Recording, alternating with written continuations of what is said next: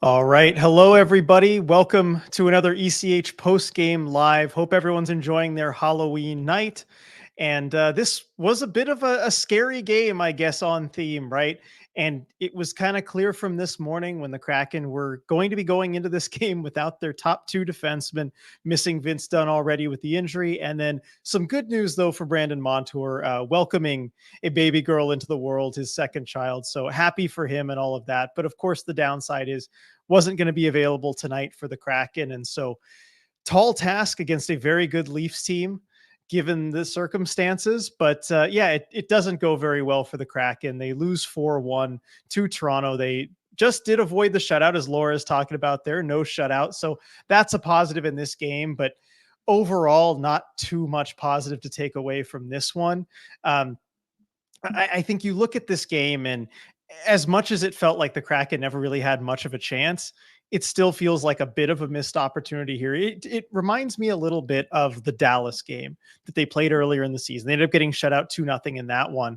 And going into that game, it felt like the blueprint had to be, because of the talent imbalance, right?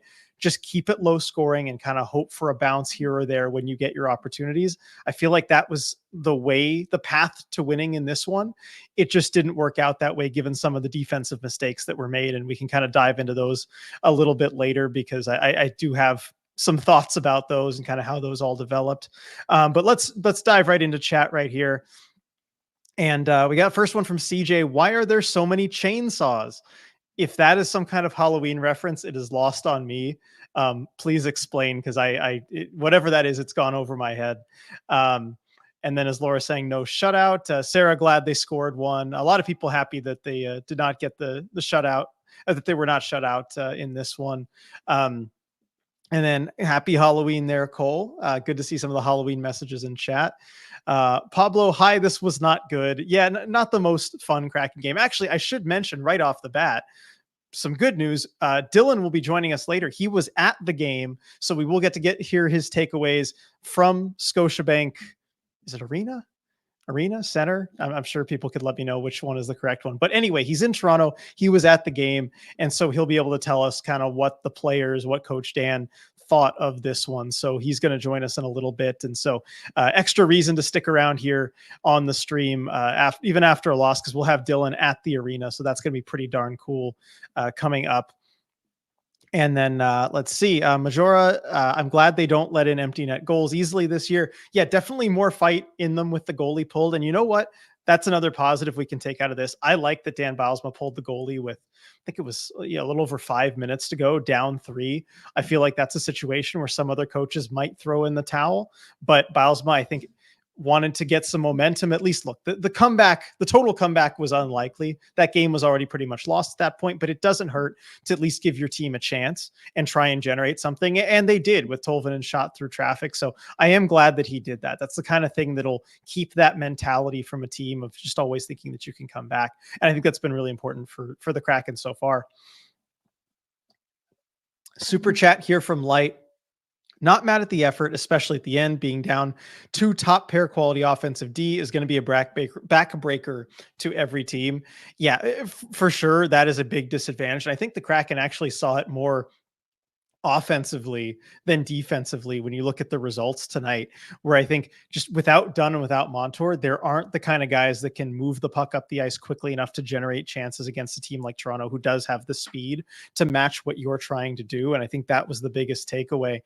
That said, and I will get into this now, I think this is a good time. The defensive stuff, because you look at the goals against, and there were just some defensive miscues. The defensive focus was not there. You saw it with William Nylander hanging out backdoor twice. You saw it with kind of a lazy play off a face-off with 4 seconds to go. And I don't think you can actually pin that on missing Dunn and Montour. Like, I want to give them some slack for those defensive mistakes because Montour is out, because Dunn is out. But those goals don't really have anything to do with that. If you look at any of those individual plays, it's kind of the forwards missing their assignments. And so that's one where I'm actually not willing to fully let them off the hook for that, as tough as it is to generate things offensively without those 2 defensemen. Let's see. Coop, congrats to Monty. Scheduled loss. I'm not mad. But what does bother me is guys being left wide open net front again. Don't need to be done, Monty. Just guard your guys. Stop puck watching, etc. Okay, well, there you go. You beat me to it, Coop. And I should have read your comment first. But that is basically how I feel about it, right? You look at the individual goals. We'll start with the first one because I do kind of want to break down all three of these. You look at the first one, and this is a really tough one, too, with about 4 seconds to go in the first period, where it's a D zone faceoff, and the defensemen are largely in their position. Will Borgen's down trying to block that pass across, like ECH. He's on the far side. He's lined up by the wall. I think that's just part of the how the faceoff configuration is, and so he can't really get back just based on where he starts.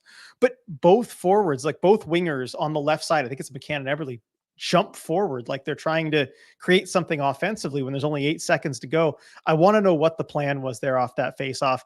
And then with Stevenson too, all three of them kind of just lazy getting back to their spots, Stevenson especially, and it leads to that goal against. And it's just it doesn't need to happen that way. And then you look at the Nylander backdoor ones, both defensemen in that case, at least on the second one, Alexiak's covering his guy. He's tying up his guy in front of the net. Borgen goes to go after the puck carrier, which is his job in the system that they run. And just none of the three forwards, Stevenson right there is the center. Again, that's probably on him. None of those three forwards, Burakovsky, I think, was closest to it though, but none of them go and find Nylander backdoor. And that's just one where it's a blown assignment for the forwards. And like that doesn't really have anything to do with Montour and even Dunn being out of the lineup. And so those are the kind of things where you don't need to be Dunn or Montour worthy. You just need to guard your guy. And I'm kind of placing the blame on the forwards for that, not really the defensemen that were there, because the D were doing their job. And Coop, yeah, like mine's RJ. I was thinking the same thing. Yeah. So thank you, Coop, for kind of giving me the segue into that, because I did want to talk about that. James, after Badier's slow start to the season, he's up to 7-11 games now, much better. Yeah, that line was still doing their thing, especially in the first period. Like that line has consistently looked dangerous, even in games like the Carolina game, where just it feels like nobody's looking all that good. The Beniers, Everly, McCann line is looking solid. Yeah, Engel Train, it looked like we were on the PK almost the whole time. Yeah, the Leafs are so good at just creating, even 5-on-5, just this offensive zone cycle possession and just grabbing those loose pucks. And it can make a team look like they're on the PK for sure. Super chat here from Kraken fan. Thank you. Congrats, Monty, on your little girl. We missed you. Yeah, Kraken definitely missed him, but there's no better reason for missing a game. And we saw it with Adam Larson too, even snapping his long Ironman streak last year to welcome a child into the world. And so, certain things, as much as we follow hockey and we're into the game, certain things are more important than hockey. And this is certainly one of them. So wishing Montour and his family the absolute best in what I'm sure is a joyous time for them. Let's see. Fusion Mix. I got to say, I really don't want to hear Robertson takes it away from Wright when it's not in Dallas. Yeah, no, I mean, Nick Robertson had some good plays, some crafty hands. Like he's got some talent. I would like to see what he could do on a team that's not Toronto if he was given a little bit more opportunity. Fusion Mix, that felt like a very normal loss. I could complain, but after how disorganized and chaotic they were last game, plus it being a back-to-back, my prevailing emotion is to shrug and move on. Yeah, and I think that's ultimately my takeaway from this, where it doesn't really change what my overall thoughts are on this team. It's what we said on the podcast, right? They are who we thought they were. They are better than the bad teams, and they showed that against Montreal. And they're worse than the good teams. And I think they showed that tonight against Toronto. And the Kraken are kind of somewhere in this mushy middle. And you're going to have to just get to the top of that middle tier in order to make the playoffs. But the good news is half the league makes the playoffs. And so if you can do that, you're going to get in. And so it feels like some of these games, they're almost like not just scheduled losses, but like the Montreal game, scheduled wins, given how this team is playing. So it is interesting, especially with the next two games against Ottawa and Boston. Logic, it would dictate, right? Okay, you're going to beat Ottawa, you're going to lose to Boston. I am curious if we see any surprises there going forward. Michael, the goal right before the end of the first period was heartbreaking. Yeah, absolutely. Kind of broke it down and just wanted in a key moment there. Let's see. Christian, Joey had a great game and we are scoring with the man advantage now.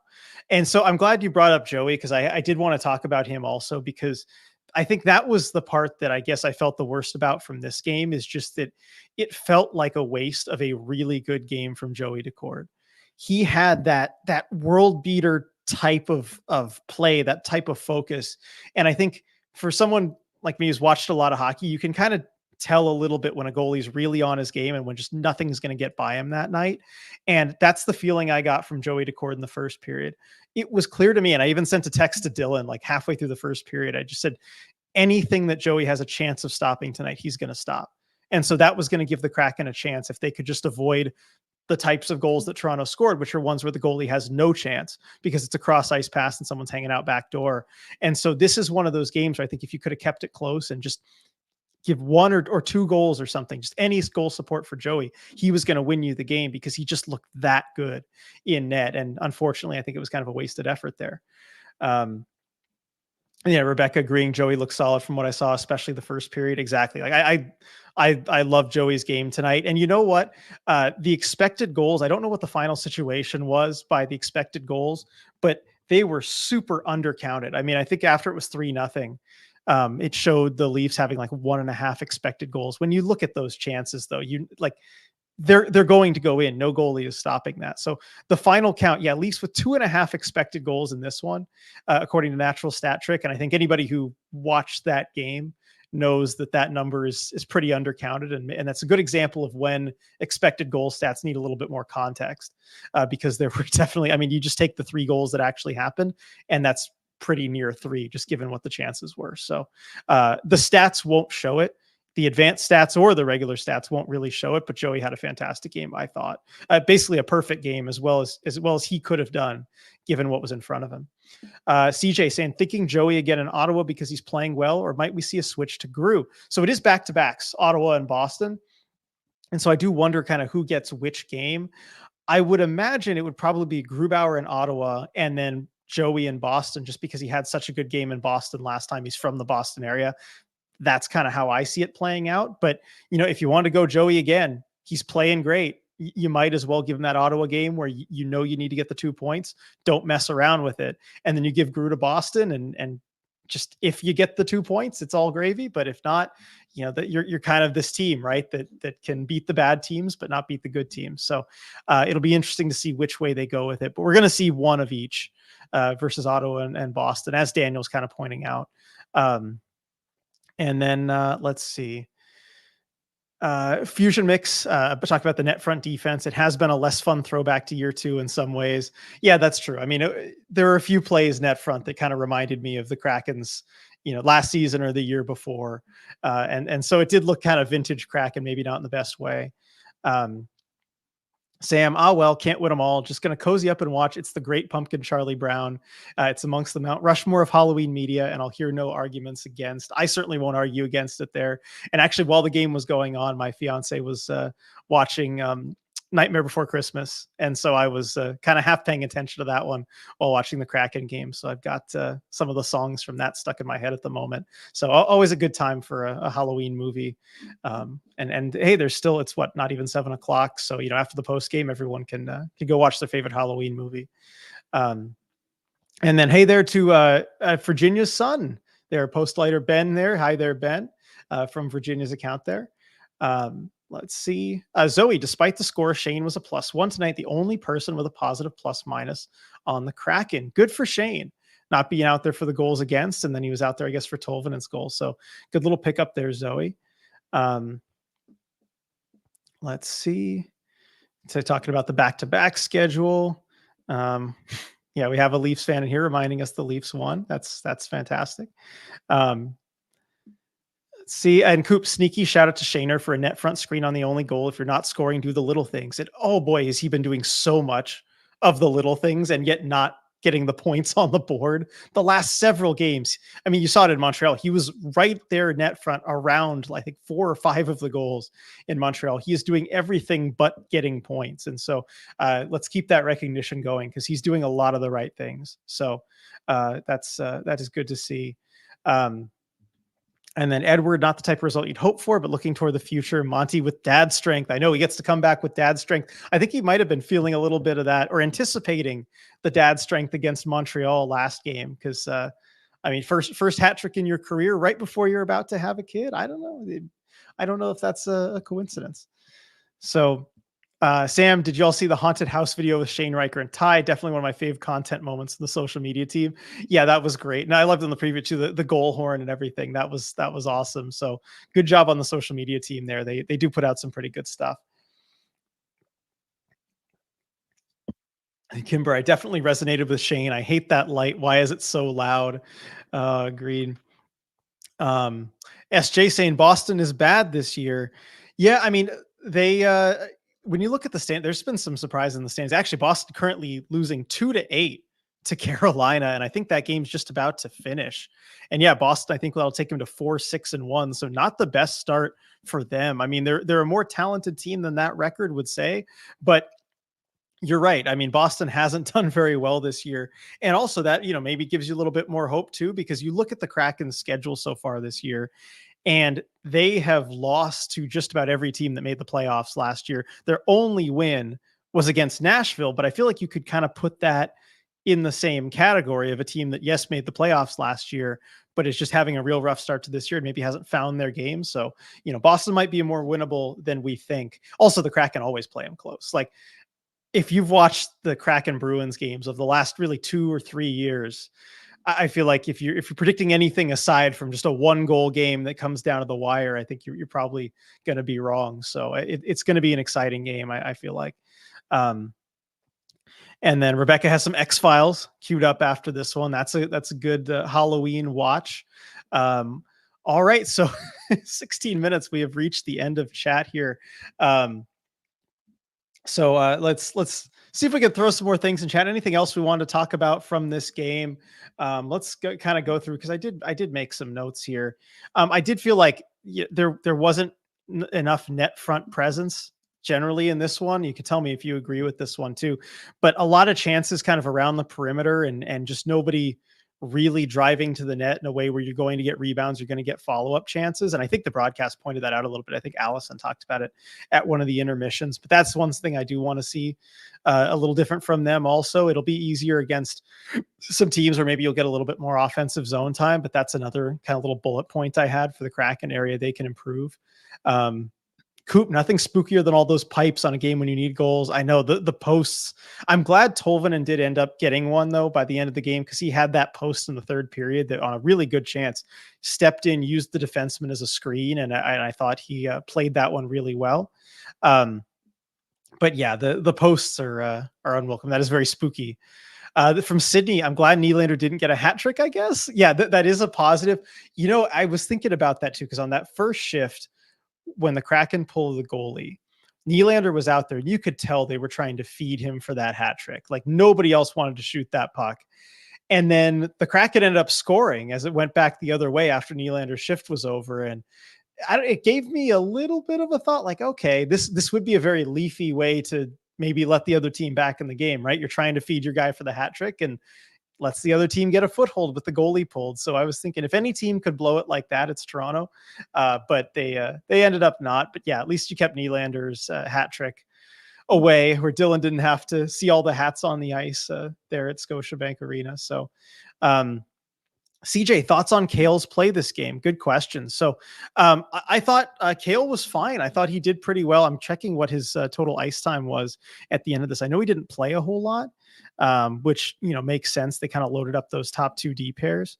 Yeah, Kale with only 11:47 of ice time. But you know what? I mean, even plus minus, he wasn't out there for any of the goals against, and that's really what I want to see, is that he wasn't a liability at all. I thought the limited time that he and Mahura were out there, and it sure was limited time, things were pretty solid, and I think he did his job. Also on the power play, it's the results weren't the best, but it's tough when you're kind of getting thrown into that power play unit. But at least he did know what he was doing. I think you take any of the other defensemen like Alexiak, Larson, Borgen, who just don't have that experience on the power play in Dan's system, and I think they look a lot worse than Kale did. He at least seemed really confident with the puck at the point. So I thought Kale, he stepped in, he did his job, and that's that's all you can ask for a player like that coming in that spot. And then Coop, yeah, Wall did spit out a few rebounds too, but nobody there to clean them up. Yeah, kind of agreeing with that lack of net front presence. I think Coop and I are on the same page a lot tonight with this. Rebecca, the scoring 6-on-5 is giving me life. That is a nice thing to have, especially if you're trailing in closer games. And I think the Kraken are going to be playing a lot of close games this season. If you can create stuff 6-on-5, that's good. And what I like about it too is that they were scoring in a way that this is how you generate offense in a game like this, right? You create traffic net front. You use that extra man to just block the goalie's vision and make sure that he cannot track that shot. And so if Tolvanen can get it through the traffic, it's going to go in and get it on net. And so I like that. I would have liked to see a little bit more of it 5-on-5 before it got to the 6-on-5, but I'll take it at the end there. It's a good momentum piece that you can move forward to next game. Let's see, Fusion Mix. I think it would have been very neat if we got Timothy Liljegren instead of the Sharks. I mean, I do like Liljegren. I think a lot of the underlying numbers and everything, I mean, the analytics look fantastic on him. You don't really have room for another kind of puck moving defenseman like that. I know you do tonight because Montour and Dunn are out, but you're hoping that Montour and Dunn are not going to be spending too many games out of the lineup. And so as far as kind of who you're having to take out of things, if everybody's healthy, that's maybe a Riker Evans spot or a Will Borgen spot that's going to not be in the lineup. And so I don't think you're really in a position to do that once everybody's healthy. Super chat here from Michael. Thank you, Michael. As always, thanks for the post-game chat and the rest of the content you and Dylan provide. I've got to drop out, but it's okay because chat isn't as fun after a loss. All right. Well, we'll see you there, Michael. And thank you for the super chat as you go and appreciate the thanks and everything. But yeah, thank you for the super chat. As we scroll back up here, Ingel Train, what was up with the power play this game? Was it just missing Monty? I remember during intermission, Jessica Campbell said Cale Fleury was quarterbacking the power play. I think that's part of it when you're missing the quarterback. And yes, it was missing Brandon Montour, and you kind of had Riker Evans on the one unit. Cale Fleury was the power play quarterback on the other unit. And I think it's just hard to zip the puck around and feel confident moving the puck when you have a new guy back there and when the power play units aren't the same as what you're used to. I think the Leafs also do put a fair amount of pressure on the PK, and they have some good players there that can turn the puck the other way. And I think that was a factor there too. So I'm not really, the power play didn't look great, but I'm not super concerned about it just given who they were missing. Really, I mean, without Montour and Dunn, you're missing both of your power play quarterbacks. And that's just going to be pretty rough in any situation. And especially for a team that has devoted so much resources, whether it be cap space, or just ice time, lineup, everything to those two guys, the power play is just not going to be the same. Lindsay here. Hello from Boston. Hopefully they were just saving the win for me to witness on Sunday. Glad to hear you're going to that game on Sunday. That should be super fun, Lindsay. Hope you enjoy that one. I mean, the Kraken Boston games are always fun. So I know you're going to have a great time, and thanks for checking in from Boston too. It's late. It's almost 10 o'clock their local time for you. So thanks for checking in. Coop, Dan was happy with the pushback.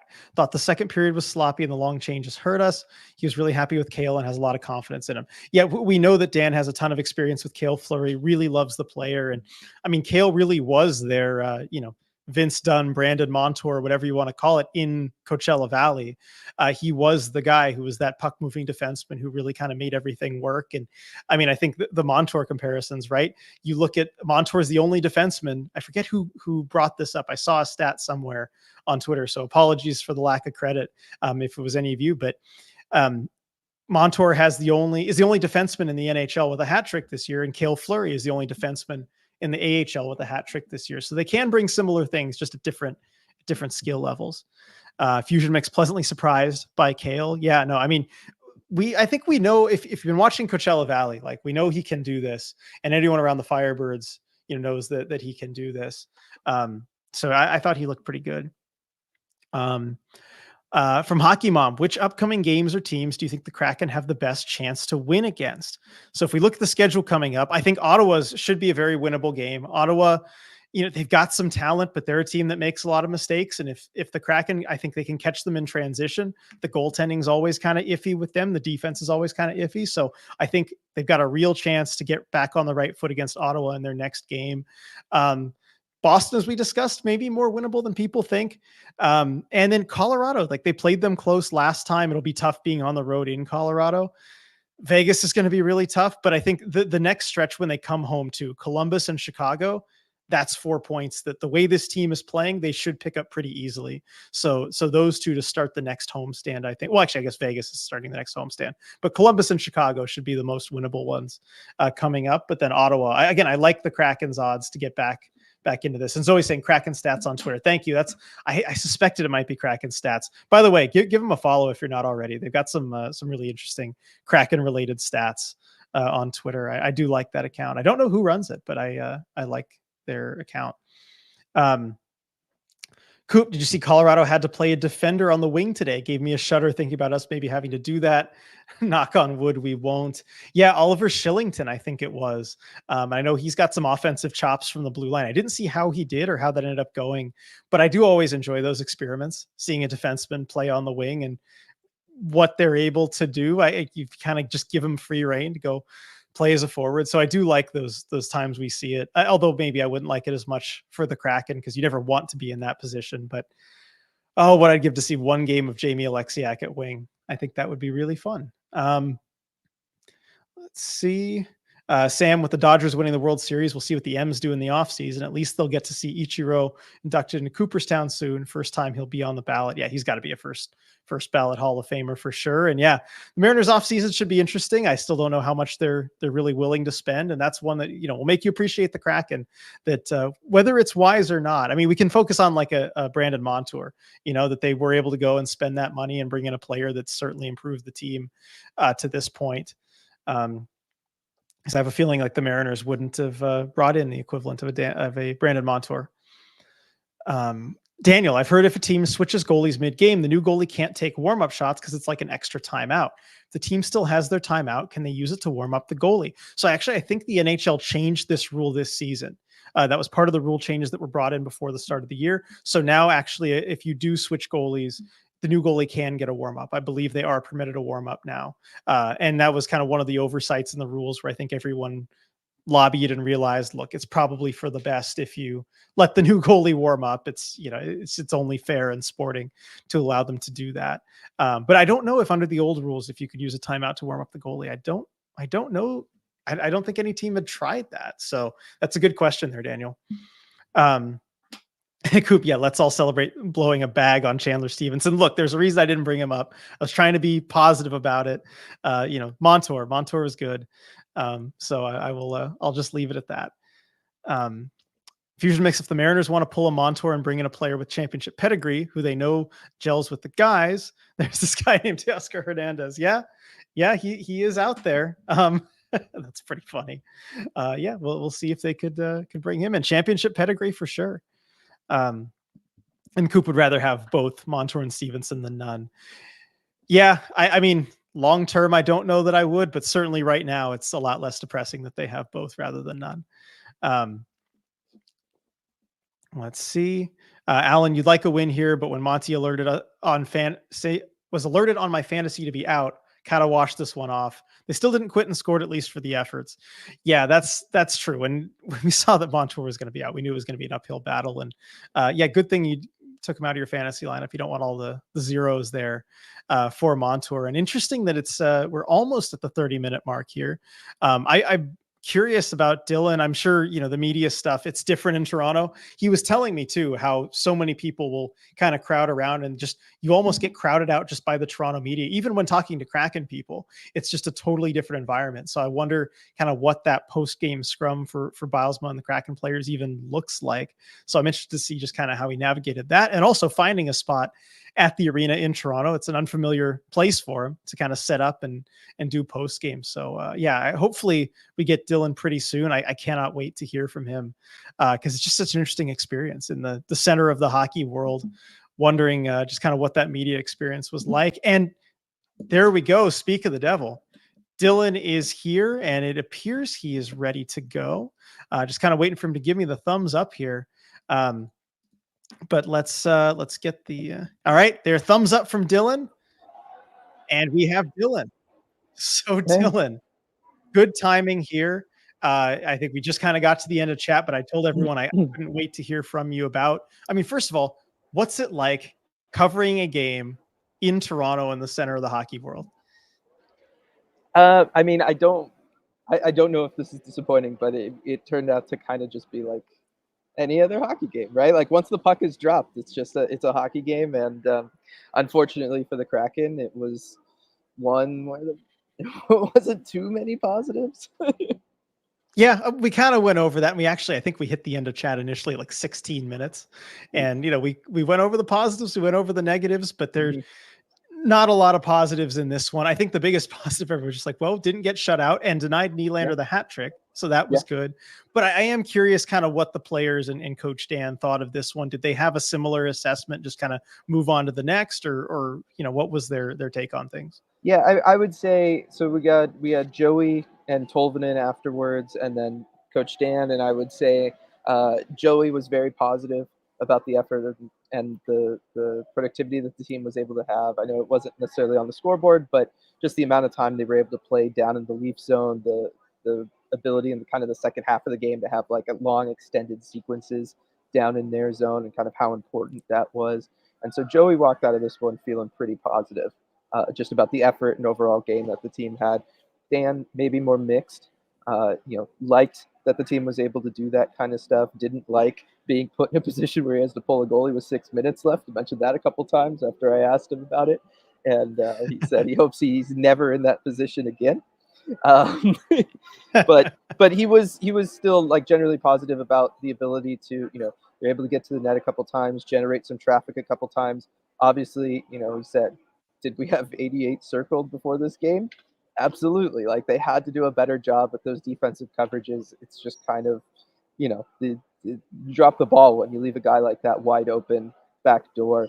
But so I'd say Dan was kind of split. He called out the situations that needed to be called out, but overall felt like things were good. Talked about the second period because again, this is another Kraken game where it feels like come the second period they kind of take a step back from the energy and the pace that they were able to have. And he just talked about they need to be better in the second period when you have that long change of not playing as long in their own zone. Right? They really got bogged down a couple times in this one, and some of those goals come about because guys are maybe, this is my read into what he was saying now, maybe looking to make a change there, get up ice, just hoping to get out of that situation, and you lose that focus for a second in this league, and somebody like Willie Nylander is going to go and take advantage of it. Right. And I think that is kind of what we saw in those goals against. And I mean, I kind of broke down really the three of them, and just that it was also the forwards that were really kind of losing their assignments. But I do want to talk about the kind of the elephant in the room, right? Brandon Montour not playing in this one Yeah. for very good reason and with some Yeah. very good news for him. But, was that addressed at all as far as just how difficult it is to play without your top two defensemen and the impact that has? Yeah, I mean it's one of those things where you know how good they are. The team knows how good they are, and without them, and I was actually just trying to read back what Dan kind of said. He said, fortunately for Brandon Tanev, they were doing it without him tonight, right? But it just means that other guys, as I'm sure everybody could guess to this question, right, have to step in and have to step up. And he liked Kill Fleury's game tonight, but the bottom line is you have a couple situations there where, yeah, I think they were really on the forwards and everything, but they happen in the defensive zone, and even those extended periods in the second where you're unable to get it out, right, move it up the ice, go get that line change, your forwards are out there for a while. Maybe those don't happen if even just one of those two guys is in the lineup for you. And it feels like we're becoming a broken record with this point of like at least Vince Dunn being out. When you play a good team, or at least a team that can score, oh, if Vince Dunn was in here, maybe that makes the difference for you. Certainly in a game like this where you're missing both him and Brandon Montour, who has been kind of the do-it-all guy. We've talked about how important he's been. You miss both of those guys, and it is a struggle. That being said, right, they played a really strong first period. If they don't lose focus with 4 seconds left on that face-off, you walk out of there saying, like, that's a huge first period road game win for this group, right? Like that was absolutely huge. I think the fact that they stayed in it and they were generating shots all throughout the game in this one was big. I don't know that they ended up finishing ahead in shots, but they were neck and neck in shots all game long with Toronto. They really didn't take their foot off the gas that much, even in the second period when they were struggling to get it up the ice. So I still think that there's that element of, you know, silver lining to the cloud.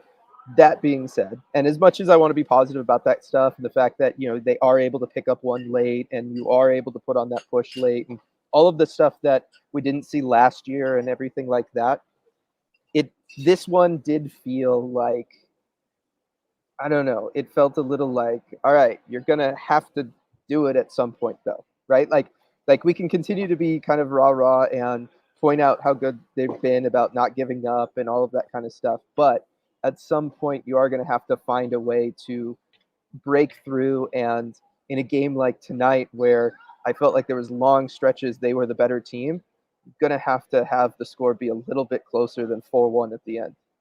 Right. And I compared it to the Dallas game earlier in the stream where I thought the blueprint had to be the same, right? Where you kind of keep things relatively mistake free, you keep things close and you wait for the power play or the bounce or the opportune moment, right? To get back into it. And you just had those losses of focus where all of a sudden when it's 2-0, 3-0, it kind of feels out of reach. So that's kind of how I saw it. And I think, you know, you're more or less in line with that. And then Alex got to beat a high end team at some point. And yeah, I mean, that is just something it does feel like the Kraken haven't done really in a while. Right. And if, you know, we've talked about this, right? You can basically kind of go and get 82 points on the year if you just beat all the teams you should beat and you lose to the teams that, you know, you on paper should lose to, right? You're going to get 82 points and come out of the season at that point. All you have to do to then really kind of cement yourself as a playoff team is just find the, you know, 5, 6, 7 games along the way where you're able to pick one up. And I know being down, arguably, or maybe it's not even that arguable, your two best players is probably not the night to go out there and do that. But just given the level of effort and given the ability for them to go out there, and like I said, kind of dominate for stretches and look as good as they did tonight, even without those guys in the lineup, kind of helping feed the offense, helping feed that transition game. The fact that they were able to generate it anyway, it does make you think that, okay, certainly if you know Montour joins you for the next game, you're gonna have to really start capitalizing on these chances a little bit more than they have been. You know, I know they just put up 8 goals in the last game, but that was a really bad defense, bad goaltending. You kind of, you know, in some ways should have really put up a bunch of numbers against them, but the last like 2 weeks when they've been facing a team like this, you got to find a way to actually get it in the net. Right. And my eyes kind of looking ahead to the Boston game too. I know it's not the next one, but it's the one after that, where it is a team that made the playoffs last year. And it's been a while since you beat one of those. I guess Nashville is the exception, but it's another team that, you know, maybe isn't playing all that well right now. They lost 8-2 tonight. That's a good opportunity, I think, to go out and beat a good team. Now, I don't want to sit on these chats for any longer than I have, but Dylan, Coops calling you Mr. International, Dylan himself, Brooke with the Dylan Mr. Worldwide. I must say, you're looking good tonight. Yeah, no, it's feeling good. So I know I talked about doing the tie, but I don't think ties exist in the city of Toronto. Was So nobody else wearing one? I was like the only person wearing a suit at the game. Really? Yeah, like I was kind of overdressed, so there was that element of it. If you were to look up at the press bridge, I was looking a little fancier than most, I'll say. And then yeah, just walking around. I've been stayed downtown, stayed kind of in the financial district, seen probably 1,000 people wearing suits, maybe seen 10 ties the entire time I was here. So I was like, all right, maybe I don't go with the tie. Maybe shouldn't have gone with the suit. I was so fancy. Interesting. I wouldn't have thought. So I guess that's the vibe in Toronto. Were there more suits in the crowd than there were up in the press box? There was not necessarily suits. There were some costumes in the crowd, of course, with it being Halloween. Right. And I think there was a lot of people dressed up as empty seats because there was a lot of those here tonight, which I wasn't necessarily expecting. Didn't sound like anybody else was really expecting that. Best guess is just because it's Halloween. Maybe it wasn't totally full, but that was something that kind of surprised me. Ooh, that is interesting. I know I wouldn't have expected that too. And I want to get to this one from Julia, who I know was at the Yep. game. Before the game, the Leafs fan I was sitting to at the arena was like, I'm worried if Matty Beniers heats up, he's dangerous. And I was like, yeah, definitely. Yeah, I mean, yeah, he does it from time to time, right? It happens, Yeah. and he is. Yeah. Yeah, it seems like the East Coast fans didn't notice the Kraken at all last season, so that's something. That is something there, Julia. Also, I did see Julia on the Kraken's on the Twitter account. They tweeted out some pictures of Oh, that's awesome. Kraken fans. I don't know if you caught that, but I did not, but yeah, we were wondering if she'd get on the broadcast at some point or something. So yeah, and they say Julia's saying also there's so many private boxes in Scotiabank. There are a lot of the luxury boxes there. there are a lot now. To their credit, unlike like where we grew up in LA, there's a lot that are higher than the seats. So like at least there's that. Okay, As that as, is as there's nice. a Yeah. row of them right here behind me. I was gonna say, is that what I'm looking at back behind you? It looks nice though behind you. Yeah, and well, there's still, I don't know how many people are still in here live. I understand that it wasn't the most entertaining hockey game. There was a lot of it. Like we realized kind of late. It was like, oh, we need to like request somebody for media. Like, what do we even kind of talk about here for this one? Right? It was a rough one for that. But while people are still here, I do want to let everybody know that Kraken had a lot of family in town. A lot of players had family here. A lot of players from here. Right. I Right. mean, we got On the broadcast, they showed all of the Ontario oh, UK. connections with the Okay, Kraken. yeah. Yeah. And so they're just now kind of finishing up a big meetup that a lot of the players had with friends and family that were here. Kind of took over a whole section here in the lower bowl as they were all out here. Both Tanev brothers meeting with a lot of family while they were here, and out here together, the two of them. So just wanted to kind of let everybody know that despite the game, Kraken able to see some family, see some friends, and able to enjoy that tonight at least. Yeah, no, I'm sure they enjoyed that. And I know Shane right before the game too talked about how important that was for him just to play a game, in Toronto near where he grew up. So that's a cool moment for all of them. And then speaking of Shane Wright too, we had some comments a little bit further up here from Fusion Mix. I've been thinking about Shane playing too much like a fourth line workman guy. Mm-hmm. He's all around it though. Reminds me of watching Lafreniere a couple of years ago. I'd almost rather see Shane look like special edition Ty Cartier on the regular than look lost, disengaged, or on the perimeter. I know you've talked about this plenty over the last podcast, the last couple post games, but what do you think of Shane's game tonight? And was it kind of more of the same where he's around a lot of good things, but hasn't got the points to show for it? Yeah, I mean, it's another night where his line mates have time and space to work because of the work he's putting in, right? I did feel like he was a little bit better about at least being around the net. It did feel like he was less in the corners and he was more around the net in this one. Maybe that was just situational, that's just kind of where the puck was for him to kind of go and try to dig out. But I will give him that. It felt like he was at least around the net more, even if it was behind the net. Just him being in that area, I think will lead to more stat production for him instead of just the facilitating that he's been doing. I think the Lafreniere thing is really interesting, and I'd have to go back and kind of watch Lafreniere those first couple of years because I always kind of thought of it as the system maybe wasn't really a good fit for him and his style of play, and that he was kind of built more for the modern style of play, and he was kind of stuck in a system that was still trying to do some of the stuff that worked in the early 2010s. But I do think it's an interesting situation that he was put into where he was kind of added to a good team that had a lot of star players. He was thus forced down the lineup and kind of put in a position where then he's got to play a bottom six role. And then once the opportunities were there, once things kind of clicked for him and he had that solid foundation, we obviously see the player that he is today. It would be interesting if that happens for Shane Wright. Lafreniere is a good example of that it can take time, even for a first overall pick. Right, somebody who does have that skill, and that at some point that skill will shine through. It's okay to be patient with a guy.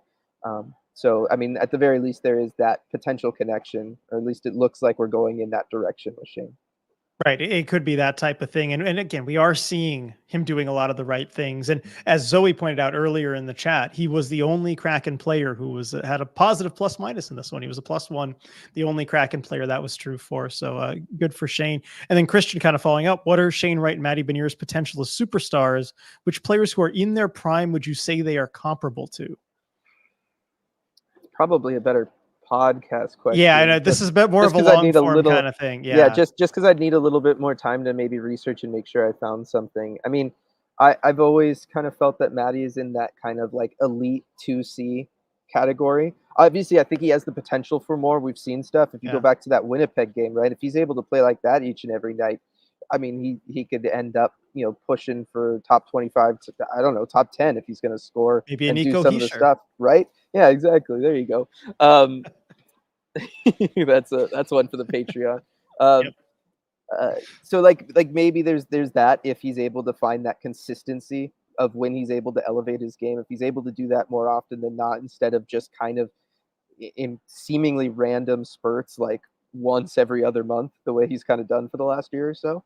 I think he has that potential, but realistically, just because that consistency hasn't really developed at the NHL level, because of what he looked like coming out of college, I would say he's kind of in that elite 2C kind of tier and category for me. I always think back to guys like a Ryan Kessler with Vancouver all those years as one of those guys that, yeah, can contribute, can put up, 60 points during a season, and play well with offensive players, and then come playoff time, you rely on them to shut down whatever top line the other team has, and he's going to go out there and effectively do that.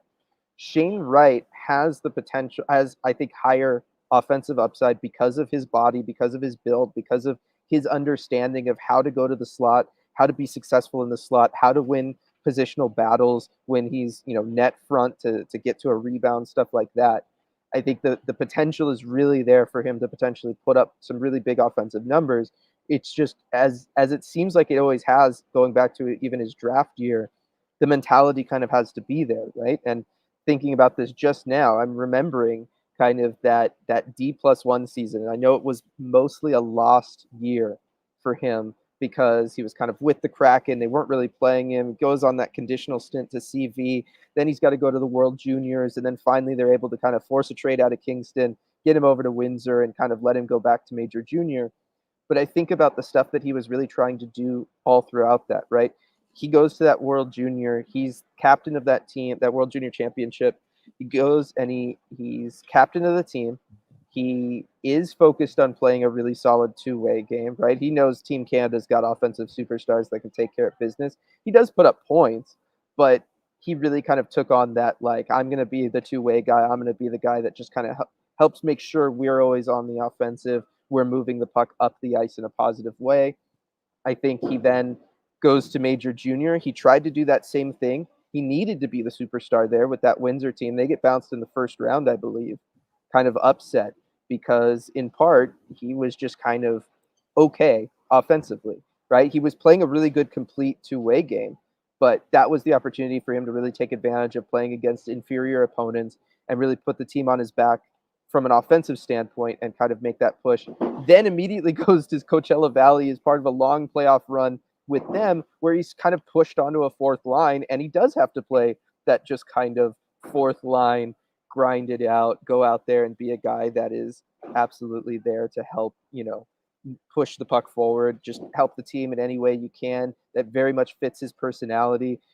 Kind of goes back, does it in some respects last year with Coachella Valley too, where it was more just about helping the team win rather than always focusing on, you know, putting up the best numbers or focusing on maybe working on his offensive game all the time, because he was just there to help that team win and try to go get a Calder Cup. It's very admirable, his mentality at all of these stops along the way. But yeah, at some point, for a guy that was in the conversation to be first overall, for a guy that has elite offensive potential, he has a great shot, he's got amazing instincts, he's got the body to work where he wants to work, he's gonna have to at some point maybe start playing just a tiny bit more selfish, and go out there and work on really just growing that confidence on his offensive game at the NHL level. Yeah, I agree with that. And looking in chat too, there's some more conversation about this, and Maddie Beniers, some comparables. Fusion Mix Beniers is kind of Yuri Lettinen would be very cool. That is a name I haven't heard in a little while. And then Joel Erikssonek also mentioned. I think the difference with Erikssonek too, and Fusion Mix, I don't think Beniers has the feral dog in him that Erikssonek does. Yeah, and Erikssonek also has a little bit more of a filled out frame, and he's actually got that size to go to some of the areas where Maddie Beniers is a little more slight. But yeah, I think that is a little difference between those two. George Costanza saying that Beniers, if reach max potential, could be an Aho type player, but more likely a solid, responsible two-way player. Shane has potential to be a solid scoring point producing 1C. Coop, I just want to say I saw Maddie knock somebody over today on a 4-check board battle, and I'm like 75% sure it wasn't Ty Domi. So that should count for something. And then his chat pointing out probably means Max. Yeah, I was going to say, I feel like I could 100% say it wasn't Ty Domi. That's what Angela said too. I'm 100% sure it wasn't Ty Domi, but that is pretty funny. But yeah, I mean, like, he'll have his moments, but Max Domi is also pretty small. Yeah. So, but you know, at least seeing a little bit of that from him. No, I mean, we're seeing Maddie take steps in other ways, right? He's playing faster. He's controlling the puck a lot more. He's able to fight through sticks in a way he wasn't before, and that's why he's kind of been their controlled entry machine, especially up the middle. He's like kind of the one guy consistently that can work through the neutral zone without having to rely on the boards kind of protecting his blind side. Right. And then Angela talking about Shane, though, saying Shane's team first mentality is starting to feel like it's detrimental to his personal development. Yeah, but come on, Shane, be a little selfish. And then we had Olivia pointing out, I don't know if this got mentioned, but Ty was close to tying/breaking the Kraken record for hits per game again. Didn't realize until today he was in the top 10 of the league so far for hits either. And I remember checking this when they were on their homestand like a week ago or so. I think he was 4th in the NHL in hits at that time. And yeah, I mean, he lays the body pretty consistently. I remember going on the fantasy hockey podcast, like with Victor Nuno and others, talking about that bash categories, right? And one of those is hits, and that Ty Karchi is someone you can rely upon for hits. And I mean, he's been laying the body for sure. 8 of them tonight. I mean, 8 hits. That's not an insignificant number considering he only played 10:44. I mean, he is good. He is kind of what he needs to be, right? He's a energy fourth liner that has some offensive upside, right? And that's who he is, and that's something that I think 32 teams in this league would want on their roster. And I think there's a reason he's playing. I do wonder with Ottawa and Boston coming up, though, just given the types of teams that those two groups can be, some of the personnel they have, kind of the tough physical battles that those games could turn into. I do wonder if we see John Hayden work into the mix. And if he does, I think it would be Ty Karche who comes out of the lineup for that. Interesting, because that would be some similar things that you're taking out for Hayden coming in, but you know, maybe with all that contact. Yeah, you're kind of taking you're losing the speed element that Ty has over Hayden, but I think you do get a more consistent net front presence out of Hayden than with Ty.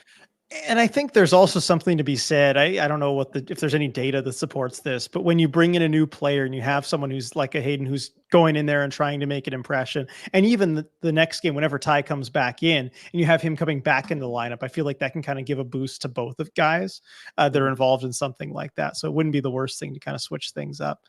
And yeah, it was Matthews that Matty Beniers knocked down. It looks like chat's got to the bottom of that one. He's not little. Yeah, Brooke Ty needs to start randomly checking Beniers so he learns how to stay on his feet. Yeah. What was kind of the thoughts with Joey starting 4 straight here and getting the one tonight? I know it probably, for those that think Guru might be a little banged up, it kind of feeds into that potentially. I don't know that the splits were totally there, although I think Joey played well against Toronto last year. I was wondering your thoughts, RJ, and also if you happen to look up kind of his goals saved above expected in this one, because you know it's yeah. Well, you did you? I did, yes. Okay, what was it? I'm genuinely curious. So it's actually negative. It was not a quality start for him. It was. I could see and that. Here's the thing: the expected goals for Toronto were, I think, severely undercounted. The Leafs ended up with 2.5 expected goals, all situations in this one, according to Natural Stat Trick. Which, look, you take just the 3 goals that went in, and if you look at and see those chances just with your eyes, right? Yeah. That should amount to maybe even more than the 2.5 kind of by itself. I know that's not how expected goals models tend to work, but 2.5 on the whole game, I feel like is pretty darn low. And so the expected, it's not going to show up in the stats sheet, but I thought Joey did as well as he possibly could. Oh, I think so too. I just think that, yeah, it doesn't totally shock me that it was negative. I was thinking it was probably pretty close to 0, whatever it ended up being. I think that those some of those expected goals, like on the 2 Nylander goals, I really wonder there. if the model is able to accurately take into account just how wide open he was left on Joey's backside, like Right. like that that's that's pretty Yeah, because a significant. lot of shots from that area, usually there's somebody close on you. And I know they do try, and some of the models take puck movement into account, or where a pass was coming from, Yeah, because I feel like that should capture a fair amount of it. But really, on those I chances, mean, like because those are neither of like them. 100% goal chances, basically.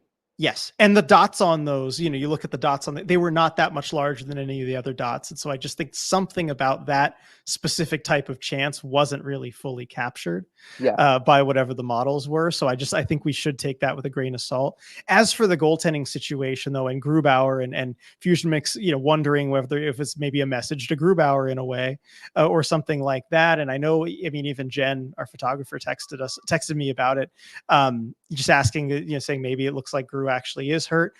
I don't know that that would even necessarily be the case because, I mean, look, if it was, I can only speak for myself, but if it was up to me, if I was making the decisions, I would have started Joey tonight, regardless whether Gru is healthy or not, or whatever's going on, just because Joey's been playing so well. Hmm. And I'm not at the point where I'm worried about him playing too much at this point. I know it's a fourth straight start, but that's fairly routine for a starting goalie. You have the back-to-backs coming up, so he's going to sit one of the next two. Right. I just don't think an injury is necessary.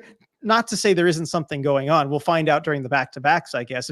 If somehow Joey plays both ends of the back-to-backs, I think we'll know. But otherwise, I still think Bruce, we don't know, but it doesn't need to be the case. No, and I'm with, I don't know. It looks like Kupier said, just kind of feels more comfortable with Joey in net.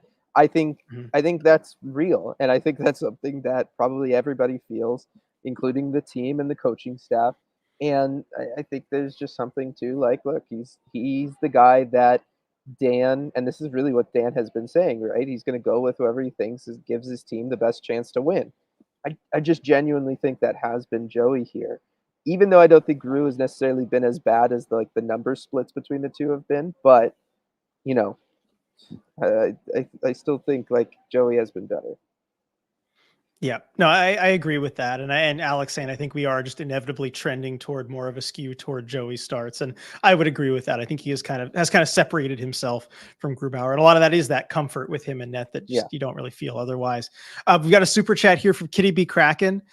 Thank you for this one. Halloween game, disappointing loss, but I was hoping to at least see you guys dressing up next Halloween game, maybe. So neither of us in costume. Dylan at least dressed up a little bit with the suit, but I know he's not wearing a tie, so maybe that's not dressing up to your I don't satisfaction. know. For all I know, they'd throw me in jail here for wearing a tie. Nobody wears ties. Yeah, I don't know, Dylan. There's I feel like you literally an always, executive conference in my hotel. In the hotel I'm yeah. staying at, they've had an executive conference. So literally, the lobby and the bar and the restaurant in the hotel have just been flooded with people wearing suits for like 3 days straight. And we like were counting, and in the hotel we have seen 3 ties in 3 days. Wow. Okay. Well, and I'll go up to this. Like it's unreal. I was not expecting it because all week I've been looking at it and I've just been blown away by how many people in the city wear suits but with no tie. Yeah, and I'll go up to this earlier comment from Edward that made me smile as I read it. Further proof there are no ties in hockey these days. Yes, exactly. There you go. Gary Bettman truly did get rid of the tie. He made good on his promise, RJ. Yep. And then Coop saying you are dressed up. You're dressed up as Pitbull, Yeah, aka Mr. Worldwide. there we go. So there you go. I have maybe a little too much hair to pull that Yeah, off. I was gonna say, yeah, the hair is a difference. But yeah, I think that's you definitely have it from the neck down. I think you could nail that look. Yeah, yeah. Lack of ties clearly the downfall of a civilization. Yes. Yes. And Angela, husband says we had two kids dressed as hockey players come by. Unclear if they were wearing their own gear or dressed as Kraken players. Love that. I definitely went to Halloween dressed as a hockey player at least a couple times growing Mhm. up. That was definitely a popular costume if you already have the gear. The only tie is Ty Tye from Mhm. Brooke there. Yeah. So I good get job a fitting should I in. get a custom made Ty Cartier tie? Just has Ty Cartier faces on it. You know what? You know what? Actually, I'm gonna see what that would cost because I know. Look, When we do we would wear that though? Like are we well, gonna wear at a that to Kraken game. CPA? Yeah, is that gonna be okay? Absolutely. Okay. Huh? Why wouldn't it be okay? Everyone would love it. Come on, you know the people in the media circles. Everyone would love it. Yeah, that's true. That's true. It wouldn't seem like not impartial or whatever. It's like it's a tie. Everyone would get it. they'd think it was great. Yeah. Ty Cartier, yes. Yep. So, and then Ryan Donato, I guess, once said he did hockey player costume several times as a kid.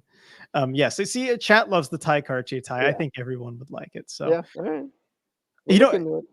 yeah, we'll look into it. I actually think I might be able to pull that one off better than you. The rare thing, just because I have this confidence in it that you don't seem to have. Okay. I mean, I think it would look good. I was just worried about the team maybe questioning.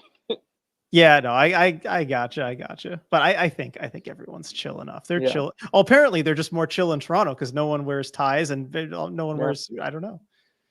Yeah. Yeah. They do post game interviews wearing it. When they ask what it is, say it's a tie. Yeah, this is my tie card, Jay. Have you tied the tie? Yeah, the tie. Yes, it is a conversation piece, Alex. That's for sure. It is absolutely a conversation piece. No debating that. All right. Well, as we approach the hour mark, almost exactly, we'll kind of do a last call in chat. Is there anything, and do you have any stories from Toronto? I know you had kind of the day yesterday to do stuff. Anything else you want to share from your time north of the border?